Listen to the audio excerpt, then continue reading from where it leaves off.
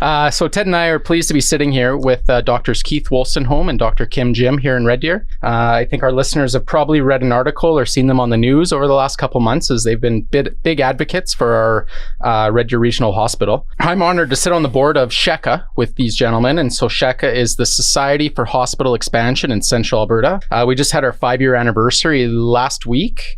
Went to our favorite place, Beau's, for a couple beers with the group and just kind of celebrated some recent announcements.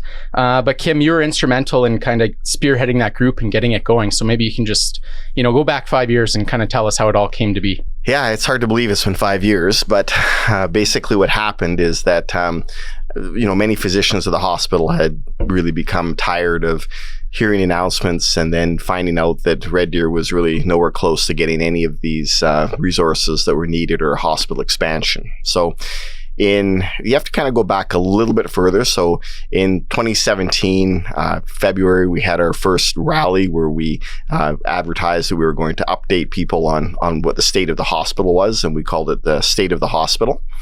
And that was the address that really got SHECA going. SHECA was actually formed that summer, and we had our first official rally really in fall of 2017, where we kind of highlighted more of the issues. The real spearhead for starting SHECA was the Red Deer Regional Hospital coming off of the capital planning list of Alberta Health Services, which happened in 2016. So that was really what got everyone and all of us at the hospital and physicians talking. And obviously Keith has been around from the beginning as well, but a person we can't forget to mention is Dr. Paul Hardy, who was also instrumental in getting all of this going. Paul has since retired from Red Deer, but he was one of the guys that was there from the beginning as well. Yeah, and I think back to that capital plan, really it was Red Deer Hospital had been on this capital plan for a number of years and kind of whatever ranking it was, and then all of a sudden it's just gone out of the top 10, let's say, or whatever. And that just kind of struck a chord, and it was basically enough is enough for the physicians and the general public. So I still remember sitting in that hotel room at the Red Deer Lodge where you guys kind of had your first rally and got some info. So Keith, maybe you want to touch on a couple of the notable things that we were able to do over the last couple of years. Yeah, absolutely. I think back as well to when we first started it, and it's been quite a journey, coming from there to here. But certainly, the advocacy work that we've been doing, I think has been instrumental actually in, bringing public awareness to the lack of infrastructure investment in Central Alberta. And what that's done is, honestly, it's got people interested. It's got the public interested. It's got the business community interested. It's got people writing letters. It's got people applying pressure to government. And I think that's really what got the momentum going is, once government is getting hounded over and over and over by the public, they start to respond to that pressure a little bit. And, the announcements we've had lately, I think, are at least in part due to, the public pressure that's been brought to bear. So, the $1.8 billion that was announced recently, I think, it's obviously fantastic. But I think SHECA, plays a role in getting us to that point for sure. And I know people are, especially these days, a really big fan of government. So it must be really hard to, be one of those groups that opposes the government or goes up against the government. So.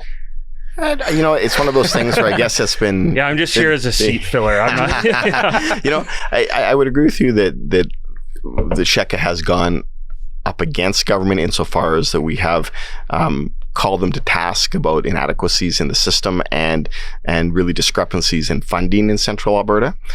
But I would actually say that what SHECA has really done is, as Keith has alluded to, is really mobilize the public. So we made it apparent what those discrepancies were and how Central Alberta has not had its fair share. I think, to be quite honest with you, it's the public that has really been who's taken this forth because, there's a dozen people on SHECA. We can say what we want to say and have our opinion, but it has really been the public that has taken all of those concerns to their MLAs, to the mayors, to various people to get this done. Yeah, the other thing is that we've been equal opportunity, right? When we started this, NDP was leading this province. And we transitioned from badgering them right to badgering the UCP.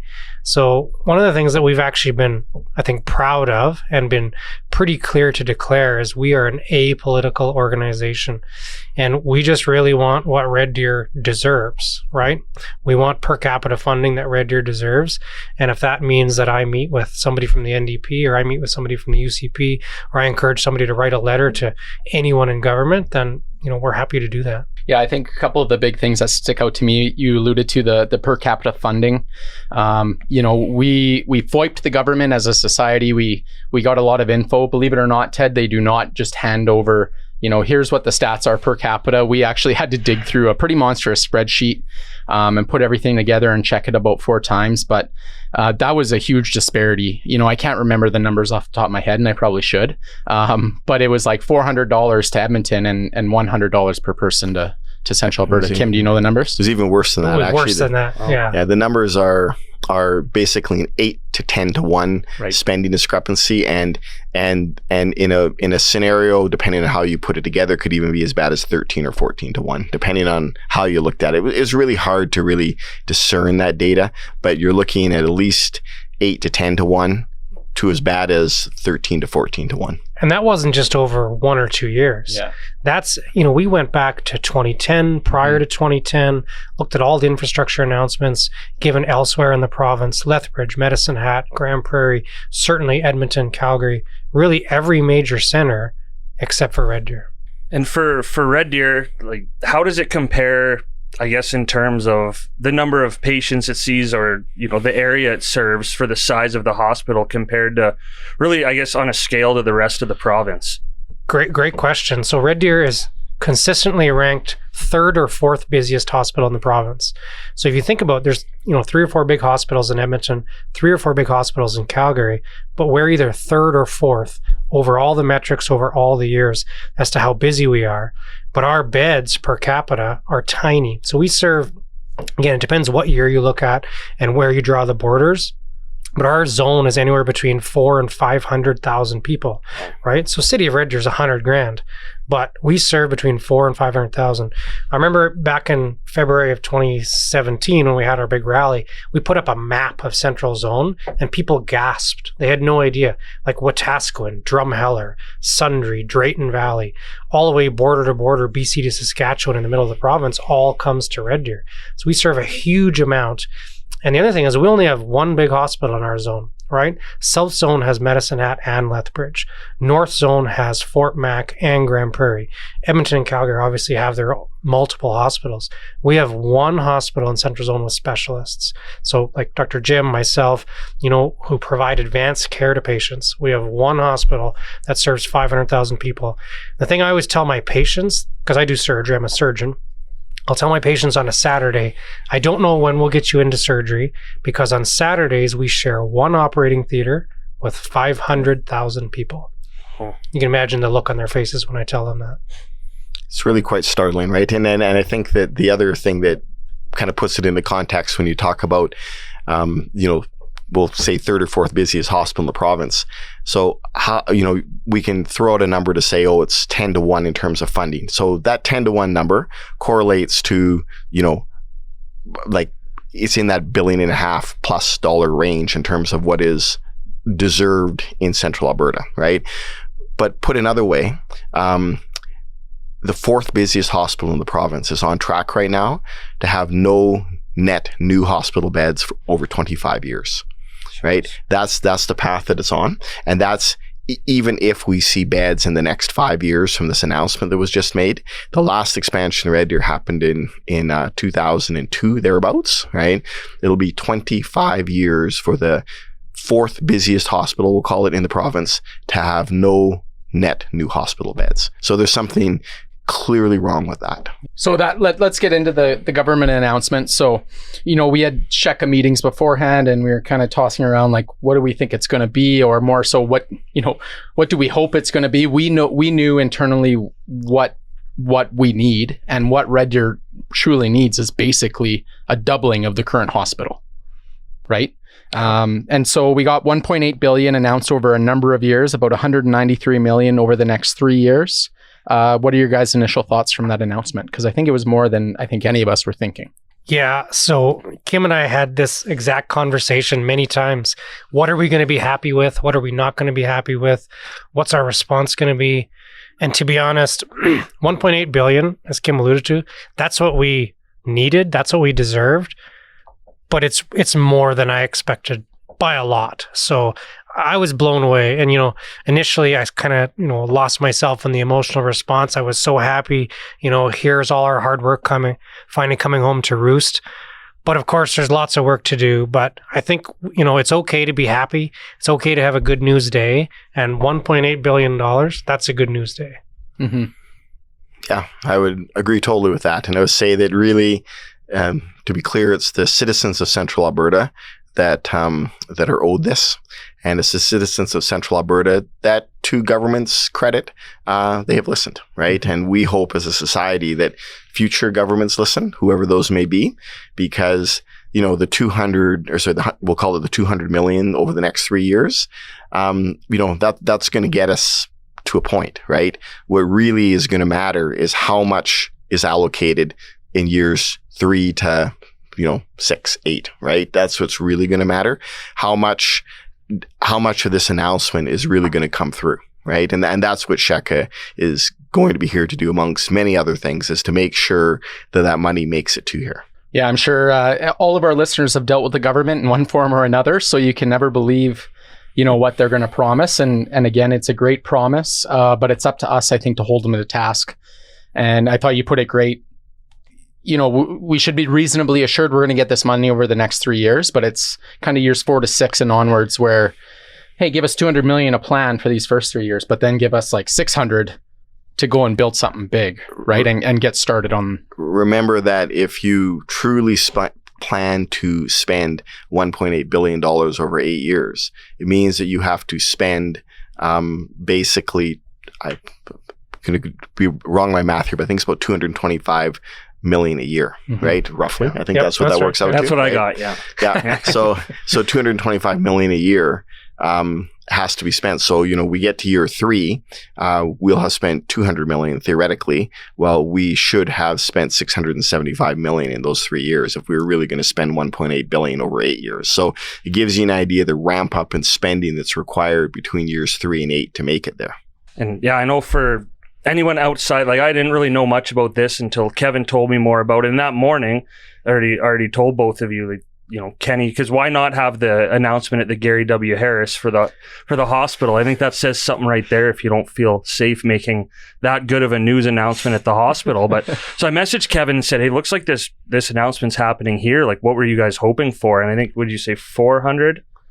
Million or something like that. So to hear 1.8 billion, like I said, is staggering. But yeah, for I guess an everyday Joe like myself, I do wonder, like, okay, well, where is that going to go? Is it an expansion? Is it a new hospital? Like, there's lots of questions to be answered still. If you play devil's advocate on some of that, someone's going to say, well, 1.8 billion, that's a lot of money to spend on healthcare. Is there someone else where else it could have been spent? Or is there something else that could be done with that money? And I think that one thing that people need to keep in mind with this is that as Central Albertans, we should not feel guilty that 1.8 billion is going to be spent in Red Deer, because I can assure you, if it wasn't spent in Red Deer, it would have been spent somewhere else. And that would have essentially exported our tax dollars from Central Alberta to another jurisdiction.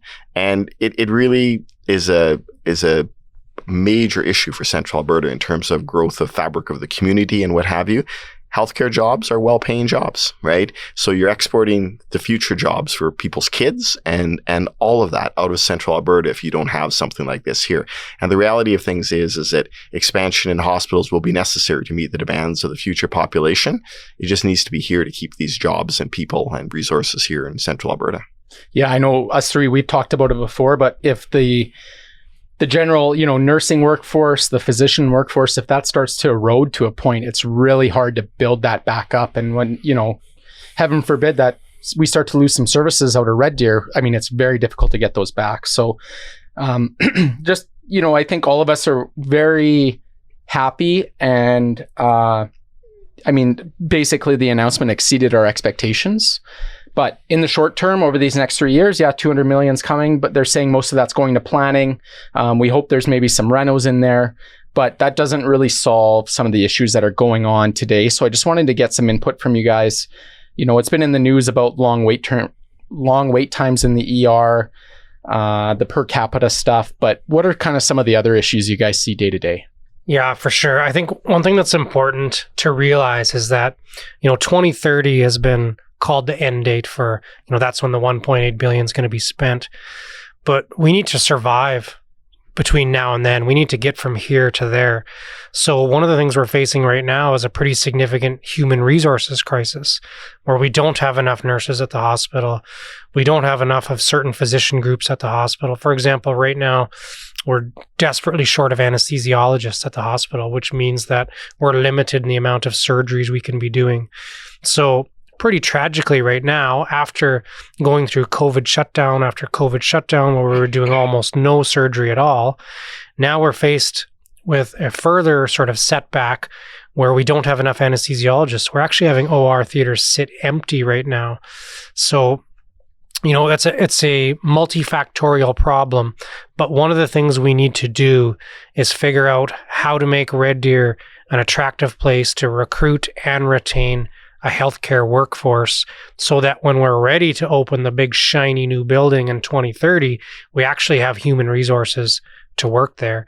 And that's not a guarantee right now. It's not a guarantee that all of the programs are going to survive from now till then, let alone the new programs that we actually have to take care of Central Albertans, right? At the end of this, we want to make sure that our patients can be taken care of close to home, where we know that the best results occur, right? Patients are happier, they have better outcomes if their care is close to home, families nearby. It's easier for them to get to appointments, et cetera, et cetera. But it's no guarantee that everything's going to survive until then. So some of this money, some of the planning has to figure out these other issues, especially workforce right now. And so I think that lack of workforce also factors in. You were talking about the OR opportunities, let's say. So, if the ORs that we have currently, if we had enough staff where they were operating as they should, how many operations or surgeries would you do in a month or a week? Right now in our hospital, we have 9 theaters normally. Okay. So right now we're running about 6 theaters. On average, you'll do about 4 surgeries per day in each of those 6 theaters. So 24 per day times 5 in a week, right? Mm-hmm. So you look at our deficit. So if we're missing 3 theaters, that means 12 surgeries per day are not getting done that should get done. So over the course of a week, that's 60 surgeries. Well, it doesn't take very many weeks to add up. And we've been at this since September, where we've only been running 6 theaters per day. So every week since September of 2021, we're dropping 60 surgeries that should be done. You look at some of our wait lists, some of our longest wait lists right now, for example, joint replacements, right? So someone needs a new hip or a new knee because they've got bad arthritis, they can't work, they can't walk, they're on narcotics, they can't be a functioning member of society. Well, that's a lot of people waiting for surgery that could have otherwise had it done. Yeah, so it's pretty disappointing. And again, it all comes back, and I sound like a broken record because I always bring it back to hospital infrastructure. But that's what it comes back to. If we compare our hospital to a hospital in Calgary that's about the same size, say we look at the Rocky View or the Peter Lougheed, well, they have 14, 15, 16, 17 operating theaters running daily there. So almost twice what we have. And that means that they can hire lots of workers to do the daytime work, right? Lots of nurses, lots of anesthesiologists, and they can spread out the nighttime work. Because I think a lot of what people don't understand is that our hospital runs 24 hours a day, right? We're still doing surgeries, after midnight. We still have to work, 2 a.m, 3 a.m. And that work, to be honest, it's tiring, it's punishing, it's difficult. So if you only have enough staff for your 9 theaters, that means you have less staff that has to cover the overnights. If you have so many staff, you can cover 18 theaters. Well, you're only working half as many nights as we're working in Red Deer. So if a Calgary hospital says, hey, come here, we'll give you lots of OR time, you only have to work overnight once every 20 days. Whereas we say, you got to work overnight once every 9 days. What do you think is going to happen, right? We've lost a lot of human resources to Edmonton or Calgary for that exact reason. That includes nurses, anesthesiologists, other specialists who just say, I don't want to have to work that hard at nighttime. I'm happy to work as hard as possible during the day, but nighttime work is punishing. And they go to those big centers or any other jurisdiction and get that more time, and they're still getting paid the same or more. So what's the incentive for them to want to come to Red Deer? Yeah, it's a scary problem. Yeah, so that's what we're working on, is trying to figure out, recruitment, retention, and we need strategies for sure. And it starts with infrastructure, and really it's something where the infrastructure should have been there years ago. And the other part just to keep in mind with all of this is the number of people that occupy hospital beds in Edmonton or Calgary that are residents of the immediate proximity of Red Deer on any given day, right? So really the systems in Edmonton have expanded, but they've expanded by those patients being there, right? And for all the reasons Keith has mentioned, it contributes to people having to work hours they would rather not work, nighttime hours, right? And so you lose all those workers, you lose all those people. And on top of that, patients are having to travel for services that are further away from home. And why should they have to do that? It's a artificial problem that's been created by infrastructure basically being placed not where patients are. Right. Yeah. And we warned this would happen. Back in 2017, we said this would happen. We would run into these sort of troubles, and we have. Yeah, if you look at I looked at the flyer we put out for the rally. I'll call it a rally that we had at the Beaumont Inn on February the 28th of 2017. And about the fourth or fifth item down on the list was referencing surgery was, too much emergency work, not enough elective work. And then we elaborated on that, which Keith basically has. And that's why we are here today. Yeah. That's a big part of the problem that surgery has, right? And it's and those problems are across all. It's very acute in surgery right now and a massive problem for the hospital. But we face the same problems in other medical disciplines as well. I mean, we essentially what it means is that if those, pick your number, whatever it is, 100 people are in the hospital in Red Deer and not in a hospital in Edmonton or Calgary, then it means that you have more people in the daytime to do work and less call at nighttime for the group, right? And so, instead of having 4 or 5 medical teams at the hospital, you have 6 or 7 medical teams. You reduce your call by 30-40%, right? And that's a massive issue for people in looking for work. When you talk about those issues, and you said back in 2017, you said, hey, this is coming. Obviously COVID just exacerbated all of those issues, but was that also a point where you could all go to the government and say, here's a perfect point. Like, we were not ready for something like this to happen. Like, I don't know, I don't want to use the word help, but did that, I guess, kind of push forward your case a little more to the government just to show how in need Red Deer is for this funding? I think it probably has, particularly in some areas like intensive care. So, at one point, and the numbers are public, not numbers, right? At one point in time, last year during the pandemic, there were over 30 patients in ICUs that were residents of Central Zone. We could not accommodate them because of our ICU capacity here in Red Deer. I don't know if any of you guys were watching the town around September, October, November, December of last year, but the chopper was flying here 3 times a day, carting people out, right? Yeah. I mean, we couldn't handle the volume. Yeah. Right. But your point is well taken. The pandemic has shown us, if nothing else, we do not have hospital capacity that we need to have really anywhere in Alberta. But then you look at how poorly Red Deer has been treated capacity-wise compared to everywhere else. So we're hit extra hard here. A lot of the defenses of, lockdowns and everything else has been, we need to preserve our hospital capacity, which is absolutely 100% true. If you get hit by a car crossing the street, or I have a heart attack tonight, we need to know that care is available for us, right? And how do we make sure that care is available? We have hospital capacity. We have workers to look after those patients. We have ICUs for someone to go to afterwards. We have an OR that's staffed and ready to do the surgery.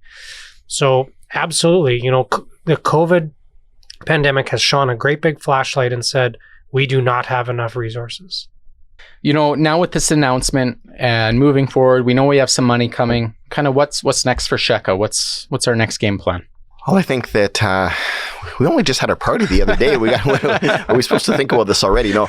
I mean, we've obviously been thinking about it for a long time, right? And I think that we all knew that an announcement was coming. We didn't know how big the announcement would be, but we knew that regardless of the announcement coming, the focus of SHECA was still going to be the same, and it was going to be continuing to advocate for what needs to be here, for continuing to push governments and other authorities on this issue.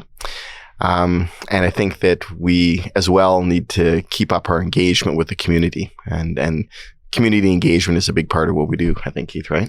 Yeah, I agree. I think there's, just back of napkin, I think there's 3 main points that we need to be focusing on.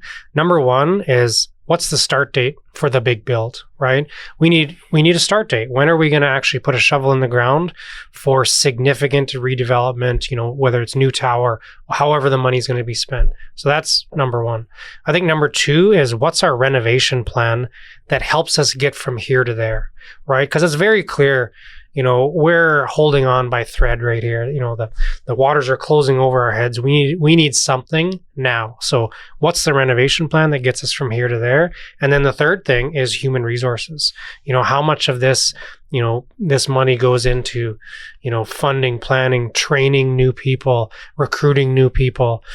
Should some of this money or other monies go into training more nurses, right? Let's plan for the future. We know we're going to need a lot more healthcare workers in 2030. Well, let's start training them now. So I think those 3 things: reno plan, shovel in the ground, human resources. I think, right, that's what SHECA needs to be pushing. And I think that, to Keith's point on one other thing, is there are so many things that could be done at the hospital today. This speaks to Keith saying renovation, but there are so many programmatic realignment things and such that could be done at the hospital today that we don't need a new building for. We just need resources to make it happen today. So from a physician perspective, one of my arguments has always been wonderful to have a $1.8 billion announcement. If you can find a way to spend $1.8 billion over the next number of years, surely you can find the funds to properly fund a number of programs that we have today. And these, speaking from the internal medicine perspective, are outpatient programs that keep people out of the hospital, right? That we don't have adequately funded clinics, that we don't have, that we should have, that keep people healthier and keep people out of the hospital. These are all things that were tremendously under-resourced over the years. And we need these things now. We have space for them now. And it would make a much smoother transition to a future hospital. There was a cardiac plan that was developed multiple times over, and hard to believe it's been 4 years plus since it was released. There are things in that plan that need to be enacted, and they're not. Right. So these are the kinds of things that we need to do. And there's a whole plethora of things within the surgical world that could be done today. Yeah, absolutely. And, and the cath lab, right? The cath lab has always been an emotional, life or death ask for Red Deer, Central Alberta. Surely we don't have to wait till 2030 to have a cath lab. I think that needs to be prioritized. We need to figure out a way, at least short term, to put it in our current footprint. And again, we're going to need human resources to run that thing. I thought you had a great idea, Keith, about using Red Deer Polytechnic, and just explain on how that could maybe help with some of the human resource issues. Yeah, so I've met with, representatives from Red Deer Polytechnic and from representatives from the Ministry of Advanced Education. And one of the things that came out of it was, of course, we need an ability to train more nurses. So in fact, Red Deer Polytechnic actually did increase their PN nursing program, so to produce licensed practical nurses, which is fantastic. They've kind of hit their max without new infrastructure. So, they need a little bit of, the representatives from Red Deer Polytechnic kind of said, it'd be great if we had a one-time dump of money for a new lab, et cetera, where we can train more people. So that's one thing we can focus on immediately, right? How do we increase the training capacity at Red Deer Polytechnic for the licensed practical nurses? And then the other program that they produce nurses at Red Deer Polytechnic is for their Bachelor of Nursing program. Now, a lot of people probably don't know, but their degree is actually granted by University of Alberta. Right. And University of Alberta actually has oversight over Red Deer Polytechnic's Bachelor of Nursing program. And that kind of means that Red Deer Polytechnic doesn't get to decide how many nurses they put into their program every year. University of Alberta gets to decide that. So a reasonable answer, and I don't think I'm putting words in anyone's mouth, because, the representatives from Red Deer Polytechnic have said, maybe this needs to be one of their degree granting programs, right? We know it's been in the news recently that they've gotten degree granting privileges. So there's certain programs that they can hand out degrees. Well, if you ask me, someone with obviously a narrow focus works in the hospital, but I think we need to be pounding the table with everybody we can to say, let's get Bachelor of Nursing away from U of A's control and under Red Deer Polytechnic's control, because we know where you train somebody matters, right? Yes. Where someone trains and lives, they're more likely to work in that place, right? So, if someone moves to Red Deer for their nursing training, they work in Red Deer Hospital during their nursing practicum, they're more likely to stay. And same thing with all the little hospitals around that we really rely on, right? If we're bringing in nurses from Rocky Mountain House and Innisfail and Stettler, people who've graduated high school from there, come do their nursing and then go back and work in Central Zone, that helps us, absolutely. So Right. I think more local control makes a ton of sense as far as training our healthcare workers. So SHECA's role in that would be, and the general public too, is just kind of lobbying Absolutely. Red Deer Polytechnic, lobbying the government and saying, hey, let's get these changes made so that we can, grow good people right in our own backyard, and they're going to stay here. Yeah. I think a lot of it is people, don't necessarily know in the public all the nuances to these issues. I think a lot of people obviously wouldn't know all of what Keith had to say about how training and who grants what degree and where the controls are. I think if you much like we did with the hospital issues, you bring those to light and people suddenly realize, well, that's not right, Mm-hmm. and so much of this is just, it's been easy advocacy work because we've been pointing out things that are just so glaringly obvious, and people are quick to pick up on it and start lobbying. And that's been, in my mind, the true success of SHECA has been mobilizing people. So on that note, how can the public get involved here moving forward with SHECA in general? That is something where we're going to have some specific campaigns, I think, over time for awareness on some specific issues. And we would, it's one of those things where we kind of need to see, well, where's the proof? The proof's in the pudding of what actually gets announced and what actually gets to Red Deer. So I think in an appropriate period of time, we're going to be out there saying, bringing the issues to light about where we are, right? And I think that each one of those will be an opportunity for people to call people and to talk to their MLAs and what have you. And I think that an election comes up in a year and a half. We need to make sure that every time a prospective MLA knocks on a door in Red Deer, no matter which political party they're from, that they get the questions about the hospital. Yeah, absolutely true. I think we'll come up with some specific asks, but right now, certainly, more interest as far as, local leaders in the community. If they want to be involved with SHECA, absolutely. We're more than willing to liaise with anybody. And one thing I've learned is that lobbying makes a difference, but lobbying also is really hard for one person or a few people to do. But if everybody chips in, writes the odd letter, phones up their MLA or their mayor or whoever and says, hey, when is the shovel going to be in the ground at Red Deer Regional Hospital expansion? Hey, when are we going to get more nurses at Red Deer Polytechnic? Hey, how are we going to keep doctors from leaving Red Deer? Right? Those are legitimate questions that, and we don't have, the public doesn't have to have the answer to that, but somebody should have the answer to that. But if the public's not asking those questions, then nobody cares. So, at SHECA, we've talked about, what do we need moving forward? And so to be clear, and I think it's came out in this interview, but we're not looking, as an organization of SHECA, we're not looking for donations, or we don't need money. We don't really, there's very low cost in what we do. It's just public advocacy is really. And so we just want, hopefully by the end of this interview, some of our listeners are kind of riled up and pissed off. And yeah, this 1.8 billion is great, but obviously it's not solving all the issues that are occurring right now. And we need everyone to kind of let their voice be heard. And so we've talked about more, you mentioned about getting some local leaders involved. So if there's any businesses out there that are looking to maybe, help with this cause, again, we're not looking for your money. We're looking for, can you mobilize your workforce? Can you just get people involved in this movement, and keeping the pressure on the right people is really what it's all about. Yep, absolutely true. There's supposed to be a question in there, but I forgot it. So I'm going to resist the urge. I'm going to assume neither of you have ever listened to this podcast, and I recommend you keep it that way. But I'm going to resist the urge with two doctors in the studio to ask a lot of questions. But I do have to ask Dr. Jim, what is a nerf for and you know what, your writing's messy, Kevin, but I still wouldn't get it. Can you explain your discipline? Oh yeah, I was supposed to do that at the start. That's right. Yeah. I was going to say you're lucky you're trying to read Kevin's writing and not mine. But, that's very true. Anyways, so a nephrologist is basically a subspecialty of internal medicine.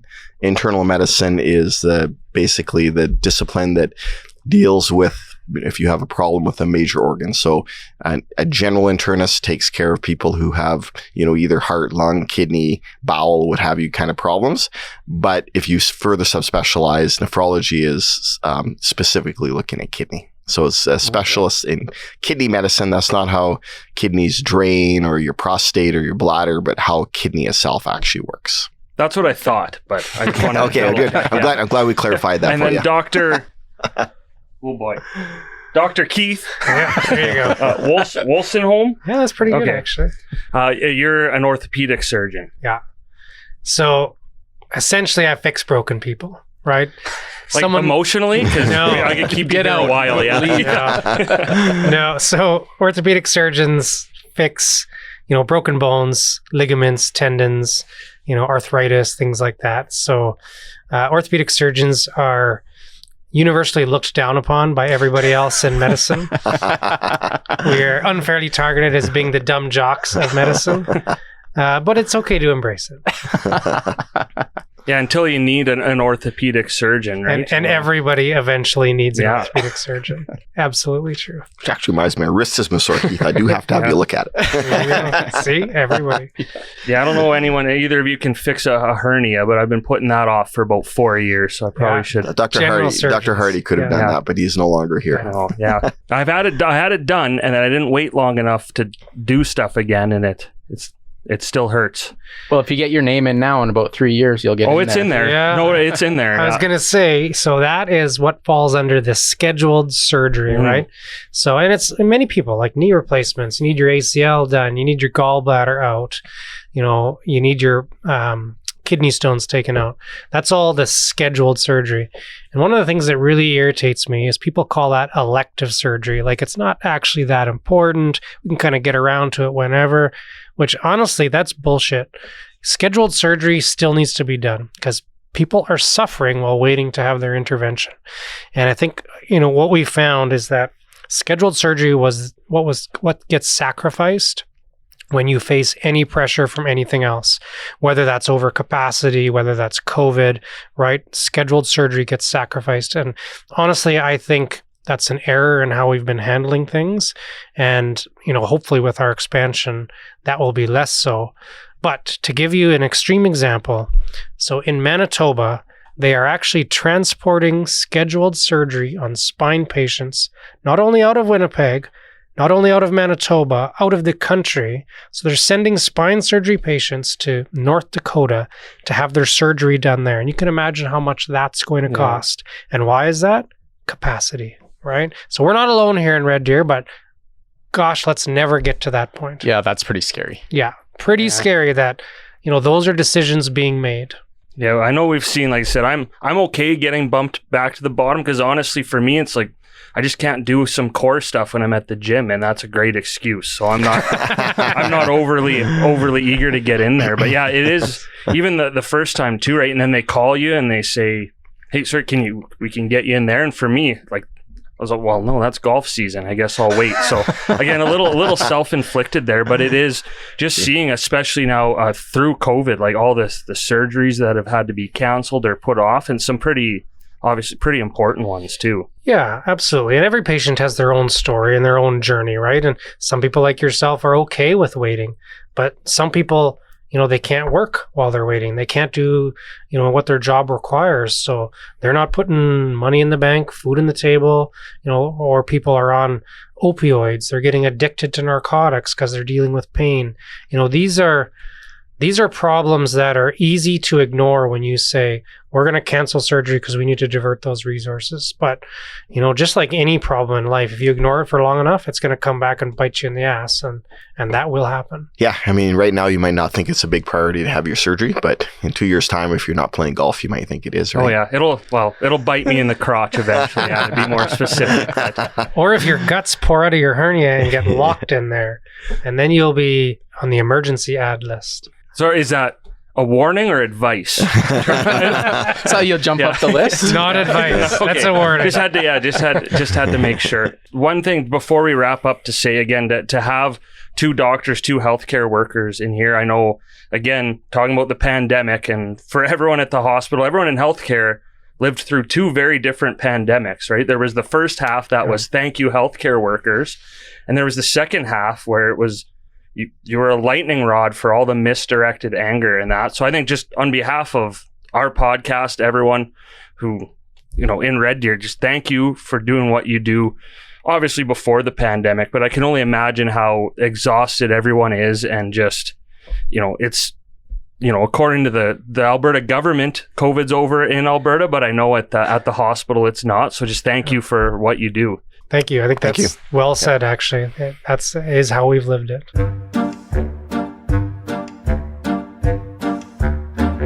Oh dear.